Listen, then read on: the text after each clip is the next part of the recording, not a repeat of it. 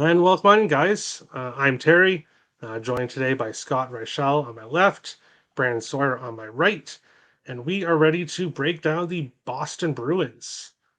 This will be the first NHL season preview show that we are doing. Uh, there'll be different people on each show, and we'll talk all 32 teams. So, super excited to get into this. Scott on my left, you can find him at Reichel Radio. His Twitter link will be in the description below. Does a lot of sports betting and a lot of free picks over at Winners and Winers, so you can find him there as well. And on my right, Mr. Hammer Play, cashing a bunch of hammer plays. I love to see it. So you love your overs, and yeah, wishing you best of luck this season. We will jump into it and start with the first segment here, which is going to be additions and subtractions. I'll start off here. And basically, the Boston Bruins last year, they had the best team in franchise or in NHL history with 65 wins, breaking a ton of records during the regular season. And then, of course, the playoffs. What happens to most teams that finish that win the President's Trophy? The President's Trophy curse took over, and Boston was eliminated in the first round. And now, big changes to this team here in the offseason. Obviously, Patrice Bergeron and David Krejci both retiring. There's your first and second line centers. Tyler Bertuzzi's gone. Dmitry Orlov's gone. Taylor Hall off to Chicago. Nick Foligno as well. Nosek, Hathaway, Connor Carrick, some depth guys. And when you look at additions, Milan Lucic making his return to Boston, James Van Riemsdyk, who is going to kind of have the pressure on him because he is going to have to replace. Obviously, he's not going to feel the pressure, but he's going to have to replace a lot of this offense that is lost here at the offseason.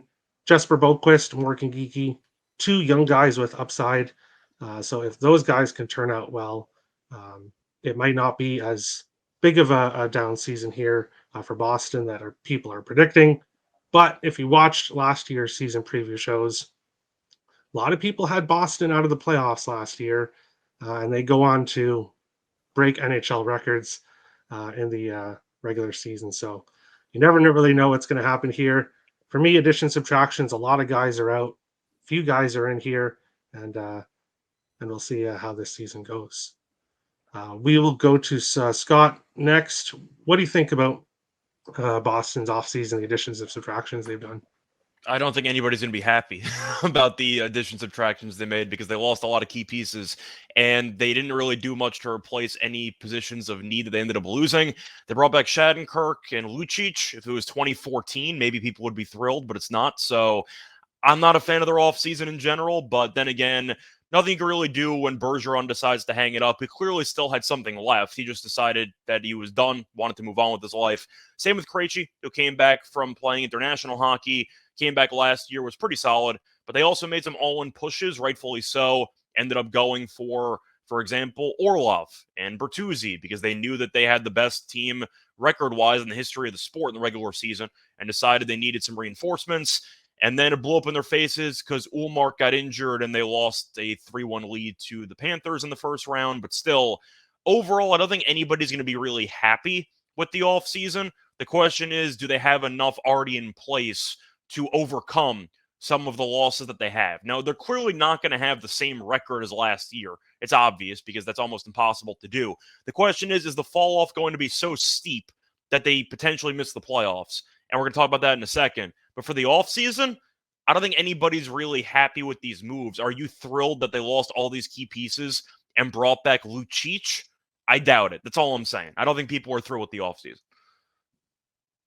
Yeah, and hey, that's going to be happen. When you talk about 32 teams, some teams had great off seasons, other teams not so much. Brandon, what do you think here of Boston's off season? I mean, like you said, nobody's going to be happy. Obviously, it was a tough offseason with the cap space we had, which was pretty much non-existent. You lose 2 of your top 5 scorers. Like you said, we got a couple young guys coming in, like Geeky and Boquist, who there's upside. I don't know how much upside. We're not talking Bergeron level, obviously. Obviously it was a 135-point team last year. We're not expecting to match that. I'm still kind of high on this team, even though the subtractions definitely outweigh the additions. I think we still got some pieces to play with here. So we got some young guys, we got some veterans on the team who hopefully can kind of help these guys step it up. But yeah, replacing Krejci and Bergeron, it's impossible. You can't do it. So it's time to move on, and we'll see. I'm still high on this team. I am. Yeah, for sure. Well, when you win 65 games, obviously, I didn't really mention it here. Jim Montgomery, I think, was a great addition at coach for the Bruins. So you still have a good coach as well. That will definitely make a difference. We'll jump into the second segment here, and Brandon, you'll go first with this one. Upcoming free agents. Here are the list of guys. What do you think is the most important guys that Sweeney should be trying to re-sign here in the offseason? Listen, for me, the two that you got here are DeBrusk and Swayman. Obviously, we can get into the whole goalie situation. I like Swayman. I'm not totally convinced we're going to have Ullmark all through the season. I wouldn't be surprised to see some trades happen, try and address some issues down the middle. Obviously, Ullmark would be attractive for that. So I think Swayman, he's got the potential to hold down the net for the future. And when it comes to DeBrusk, I was seeing something the other day of him saying, he doesn't want to leave Boston, which wasn't always the case. He had requested a trade before his last contract. So we'll see. I think those are two guys I'd really like to lock up, depending, how the year goes for Boquist. We'll see. Obviously, you got some older guys on here like Lucic and Shattenkirk who, we'll see. I don't know how much time they got left there, so I'd like to lock up a couple guys like DeBrusk and Swayman personally. Yeah, for sure. And you know what? That's why I have pictures of them, because when I was making this segment, I put the pictures of the two most important players to me. The defenseman, obviously, I didn't put anybody because a lot of those guys are depth guys. And then Boquist, he'll be cheap to re-sign. So that's how I look at it too. Unless he has like a 30 goal, 40 assist season somehow, then you'll be able to sign him really cheap. So the big contracts, I totally agree, are DeBrusk and Swayman here. Swayman obviously an RFA, again a DeBrusk UFA this year. Scott, what do you think here for upcoming free agents? What should Boston do in the offseason? Those are the main two names you got to keep an eye on. It's going to be DeBrusk and it's going to be Swayman. Don't sleep on JVR. Just kidding. No, but looking at those main two, I do think that's going to be the main two they got to focus on. DeBrusk is a very solid player, and Swayman, people might forget he actually did start the game 7. They lost in overtime. They were less than a minute away from winning. But Swayman, I know he gave up 4 goals in that game. I did not think he was that bad. I thought he actually made a couple of big saves to keep Boston in it early in that game. But I do think looking at the free agent list, some of the guys they ended up signing in the offseason were rentals. You see Lucic there. You see Van Riemsdyk there. You see Shattenkirk there. They brought them on as, I don't want to say bridge guys, but they were last-second guys to get that could potentially plug some holes with, I don't know, maybe duct tape and see what sticks. But I think the main two are obviously going to be DeBrusk and Swayman. Maybe if one of the veterans has a very good year, you can bring him back for another relatively cheap deal. But for now, those are the main two names. All right. Now going here on to the next segment, possible lineup. As I fill these out, I use different projections from different sites and kind of my own judgment as well. But there's going to be disagreement here with different teams. People are going to think people should be on different lines. It's tough at this point. Obviously, in the off season, guys are going to come in here in training camp and surprise. There's going to be guys that are unexpected. There's going to be changes. So I don't expect this to be the exact lineup, but overall, I think somewhat pretty close here to what we're looking at. We'll go with you first this time, Scott. What do you think about this lineup? Um, what are your opinions here about this lineup? Overall, of course, the top lineup's going to be incredible. You got Marchand, you got Zaka, you got Pasta. I don't think you really need to say anything else about it. It's one of the best first lines in the entire league. As for the second line, it's fine. You know, DeBrusque is a solid player. Coyle's pretty good. Riemsdyk, we'll see how he fits in with this team. But he's had some flashes here and there throughout his career. The bottom six are really the questions because there's some young talent there, but they're also a little bit unproven because they're young. And you bring back Lucic as the enforcer on the fourth line. We'll see how that goes. But I think we all know that the first line, the power play, should still be great because you still got Pasta there and they're going to score a bunch of goals anyway. The defense is fine. Once again, third pairing with Forboard and Shattenkirk should be interesting, but I think they can get it done as the third pair. I do think, once again, the main questions will probably be the third and fourth line. Just based on the fact, once again, you have some names that could blossom into something, but you need to see a bit more just to know how consistent they're going to be. I'm fine with the overall lines, but once again, it would not shock me if by trade deadline, they maybe trade for an extra piece to get a little bit more veteran presence in those bottom two lineups. All right. For me, yeah, I agree. It's that third line is the big question mark, and will determine a lot about Boston's season here. Geeky and Boquist. Geeky showed quite a scoring touch there in Seattle. We can see if he can bring it here to Boston. But when I look at this lineup here, it's the goalies, Allmark and Swayman. That's where the strongest the depth is here for Boston. Is they've got two really good goaltenders. Of course, with the goalie position, things change from year to year. But looking at this here, Boston's still going to score some goals. The defense, I think, is not top, not top of the league. But I think the goaltenders will be able to clean up some of the mistakes there. Brandon, what do you think here about this lineup? Are there any changes you would like to see to this lineup? And what are your thoughts on it? Yeah, I mean, like you guys touched on, the top six, it is what it is. You know, one young guy I am high on. You know, obviously it's still early. Fabian Lysell. You know, the organization seems to be high on him. 20 years old, out of Sweden. You know, if he can have a good training camp, if he, play well in the preseason, I wouldn't be surprised to see them try and sneak him into the lineup there somewhere. Even if we can get him on the third line, that'll be interesting. You know, I think Lysell is kind of our top prospect right now. And then, going back to, like I said, with the goalies, it's going to be interesting to see how are they going to manage splitting the time.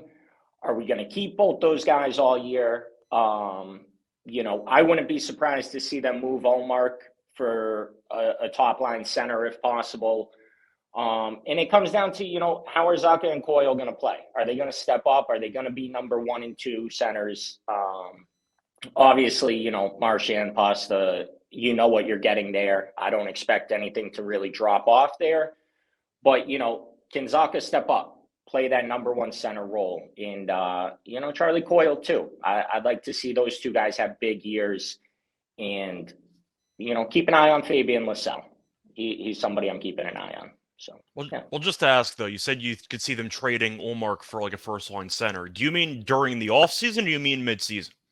I mean mid-season. I think it's going to come down to how's Montgomery going to play this time split with these two guys? Is it going to be similar to last year? Obviously, I don't think Allmark can match what he did last year. He played on his head all year long. Obviously, he's a great goalie, but when it comes down to it, if we have Swayman there and we need a piece down the middle, I could see them moving on mid-year. From experience here as a Minnesota Wild fan, finding a top line center is not going to be easy. It is not going to be easy. I've been waiting for years for a top line center, but yeah, we'll jump into the last segment here. And talking about the goalies, if you're right, Brandon, if there is a goalie trade, that'll make a huge difference with both goalies' win totals, which I have here. So future bets. Last year I had last 5 years and future bets. This year I got rid of last 5 years and just focusing all on futures. Point total 101.5. Obviously, a big step down from last year. 135 points. The year before, full 82 game season, Boston had 107, so they hit it there as well.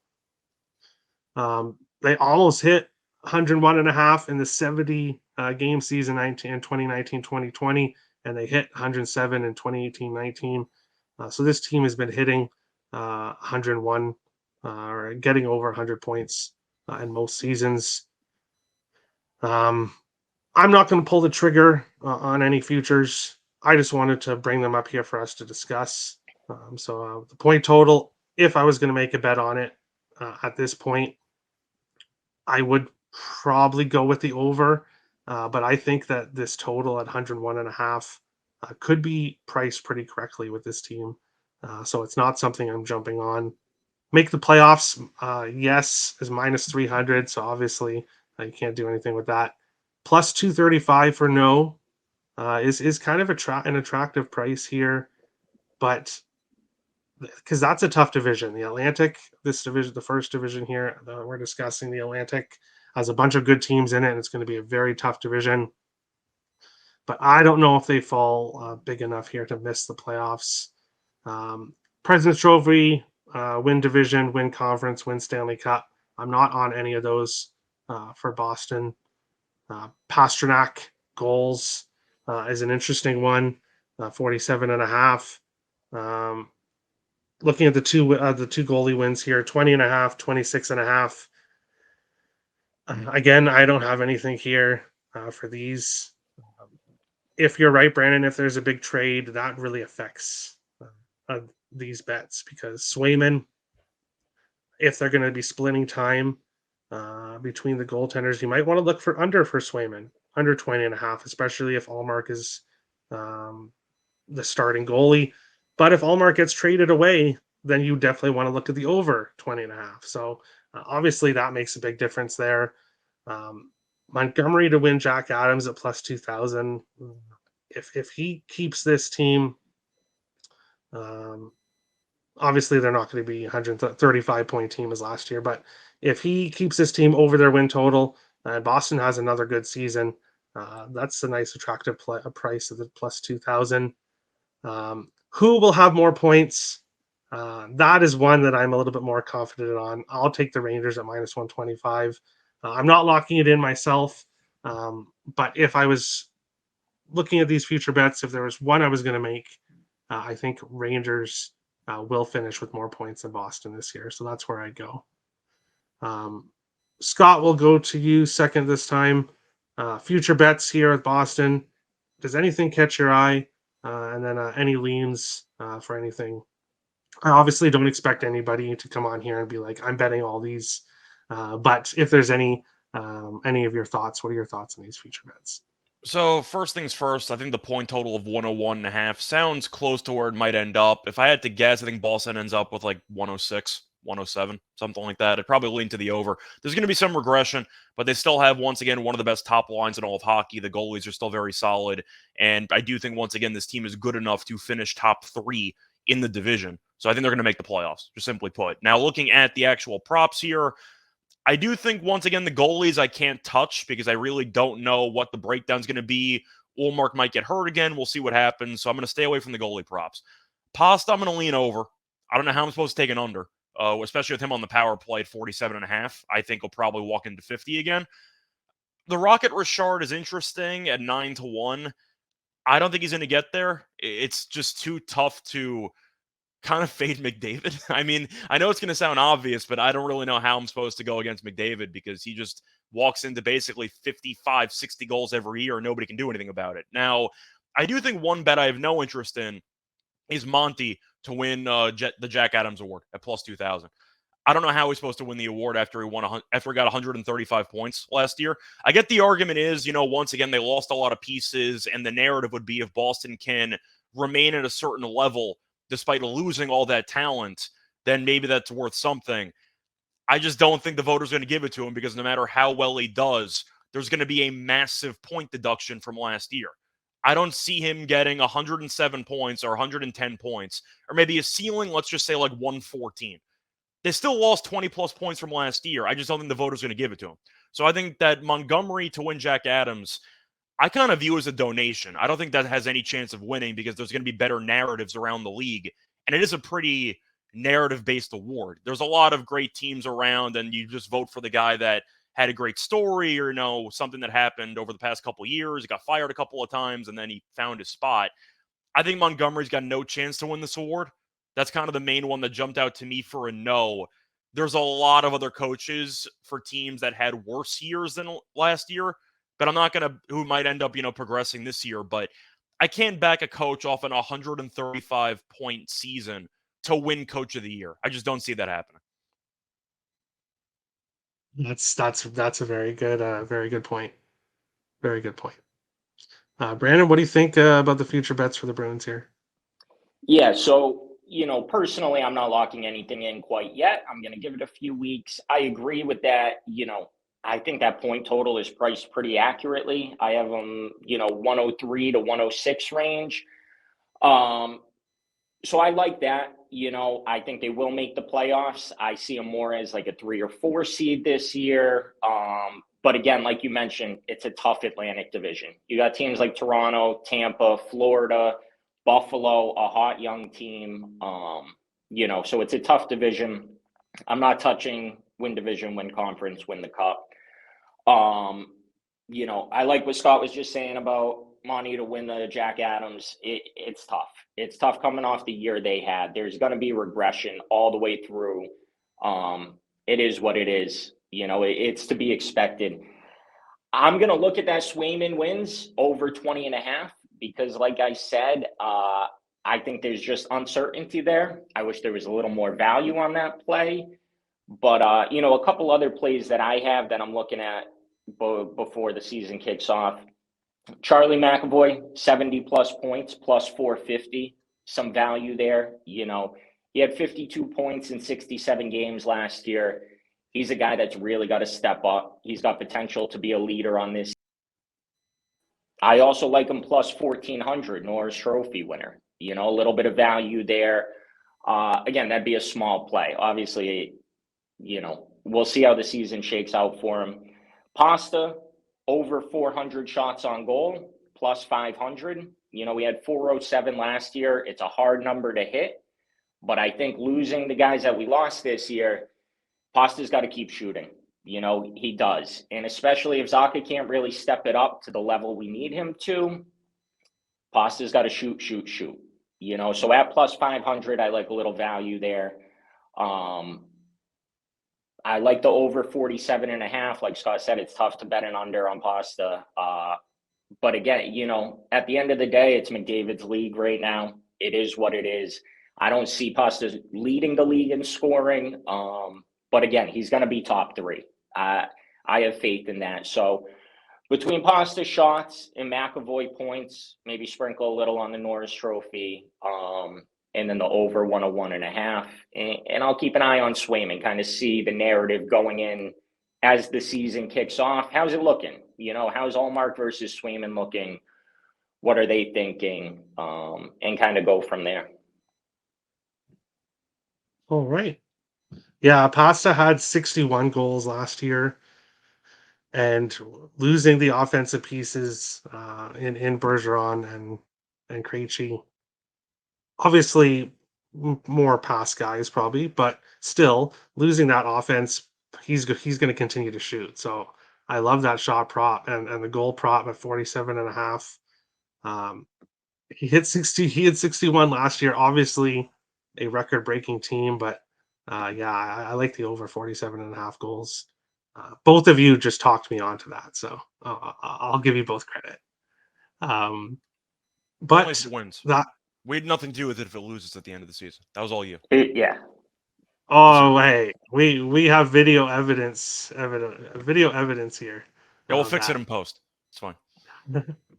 But that is the main part of the show here. And next up in the Boston Bruins preview is Ryan. Welcome back, Ryan. Ryan was on last year's shows with me, going over different NHL teams, and you also were on the betting show quite a bit during the year. So it's awesome to have you back to talk the Boston Bruins, and we will jump right into it here and start with the additions and subtractions. Big list here. Ryan, what are your thoughts here overall on the Boston Bruins offseason? Well, yeah. So thanks for having me. And first of all, I was wrong last year. I did not foresee that that Boston. Krejci was coming over from the Czechia. Marchand had an injury. There were some other injury concerns. McAvoy might have been on LTIR. So there was all these question marks last year, and just did not see them having one of the greatest seasons of all time in the NHL. So it really was a surprise, and I did not predict it, in our preview show last year. There's not much in the addition column here, and there's a lot of subtractions. And really, the guy I want to talk about is Patrice Bergeron, and basically like there there's only a few teams that have good two-way centers, and there's no other team that has a Patrice Bergeron. And when teams like the Kraken they draft Shane Wright, the thought is that maybe someday he'll develop to be a Patrice Bergeron. So, really, the loss of him is really the biggest deal here, and it's going to have impacts on other aspects of the game. He's a great face-off guy, number 2 in the league in face-off percentage, number 1 in the league in face-offs taken. He's a contributor on the power play. Being a good defensive forward, helps out with all the successes they've had in the goaltending position. You can just go on and on. And there are a lot of people in the subtraction column, but really Patrice Bergeron is number 1. And unfortunately, it's going to be a big loss for Boston. Yeah, for sure. And you know what? You don't have to feel bad about your predictions with Boston last year. Everybody and their mother was saying, "Oh, Boston's done. They're out of the playoffs. They're finished," and they go and break the record for most wins in an NHL season. So don't feel bad at all. You definitely weren't alone in your predictions with the Bruins. Um, Moving on, upcoming free agents. Not a big list here compared to additions and subtractions. Not if that many important, a lot of depth pieces here. But what are your opinions on the upcoming free agents here? Well, I think one of the factors, and maybe not like the most obvious factor in the success of the Bruins last year, was their defensive core. And so I would look at Grizzlick and Forbort as part of their defensive core. So these are players that they want to hold on to. DeBrusk is a good player. He's kind of hard nosed, good hands, good skater, and creative. So I think he's an important player. The rest, I'm not, James Henry's like getting up there in age, so it's hard to say how much longer he's going to be a contributor. Lucic, really, he's a fourth line guy, that kind of a role player. I don't know too much about like what the future of the goaltending will be in Boston. It's really one of the best 1A, 1B in the league, really. And, it's really the one position where they have depth, and they've got 2 good guys. So I honestly don't know what's going to happen. You could make the case that Allmark would, could offer more on the open market. He's the Vezina guy, and maybe Swayman's the future, but I really don't know. But it's obviously an important position, and it's one of the few places where Boston has leverage and some capacity to improve their situation. And their situation is really hampered by their cap. That's the reason they couldn't hold on to these players, and they couldn't, make more significant signings in the offseason. Yeah, for sure. With the Swayman thing, Brandon, who was on the show earlier, he said that he thinks that Allmark might get traded during some point during the season in order to acquire a center. So Swayman could be getting the full reins here if that happens going on in the season. Possible lineup. This is what I came up with. Looked at a few projection sites. Obviously, a lot's going to change. Guys are going to come in spring training. I keep saying spring training. Guys are going to come in the preseason, are going to play well, and someone could potentially make this lineup. But looking at it right now, this is what it looks like it's going to be for the Boston Bruins. What do you think about this lineup? Any um, sneaky quiet lines you think could be good, or what do you think about this lineup? Well, obviously Pasternak's going to be the big contributor, and I think he doesn't really quite have the same cast of people around him, so he may not have quite the season he's had. But that's a pretty solid first line. The team is a little bit weaker down the middle now, obviously losing Bergeron, and Zaka and Coyle. They all if you match them up to some of the other teams in the league, now all of a sudden Boston doesn't really match up down the middle. I'm a fan of Morgan Geekie because I'm a Kraken guy. And he's a contributor. He's someone who's gonna help out, but he's not going to be a difference maker. And I just I have a hard time seeing him having a real breakthrough year or anything like that. It's also there's going to be changes on the power play. Really the defense is going to be a big part of that, and they were in the past. It was all the good things that Boston had last year. They were kind of a middle of the road power play team, and Pastrnak was kind of the guy, where they look for chances in the dangerous parts of the ice. And it's really, I'm looking at this and I'm trying to figure out who would be the second unit on the power play, and it's hard to even put that together because JVR really isn't a power play guy. So there's some real weaknesses in what I'm looking at. And like I said before, the defensemen are a really solid core, and it's going to be helpful, and that's going to be one of the best parts of the team. Yeah, when you have a subtractions list that as long as it is, it's definitely going to take out a lot of depth. So that's unfortunate for the Bruins this year. Last up is future bets here. I have a different bets here looking at point total to make the playoffs, not to make the playoffs. Obviously, divisional and Stanley Cup futures, and then some player props here at the bottom. Is there anything that stands out to you, Ryan, that would be interesting? Yeah, I'm, obviously with a little trepidation because of how good Boston was last year. I'm pessimistic. I don't think they're going to be very good. I think they make the playoffs, but it's going to be close. So 101 points would comfortably get you in the playoffs in either conference last year. I think it's going to be harder. So I would look under that total, and maybe they sneak into the playoffs, but I don't see them making it comfortably. And there's even a book that has that no playoffs for at plus 300, which I think is a good, worth a sprinkle. Things could go wrong. And this is a team that really got lucky with injuries.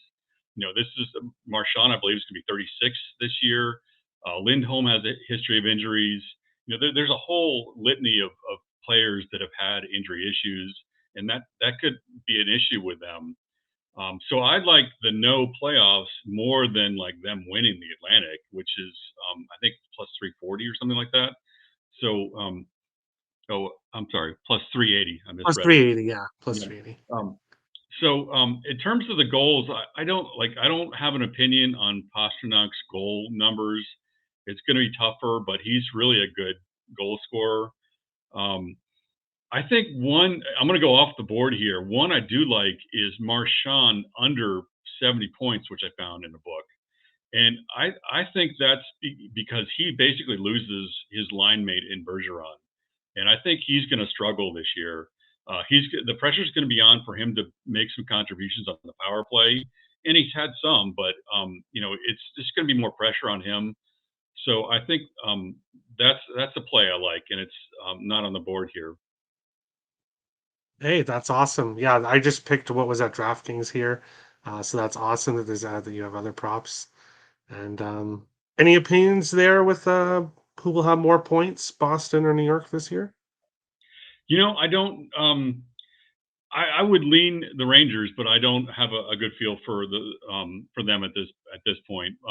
They've got a lot of good players, and they're keeping basically their core. So I think I would lean Rangers, but I think I don't have a strong opinion on that one. Yeah, no problem. All right. And that is the Boston Bruins show.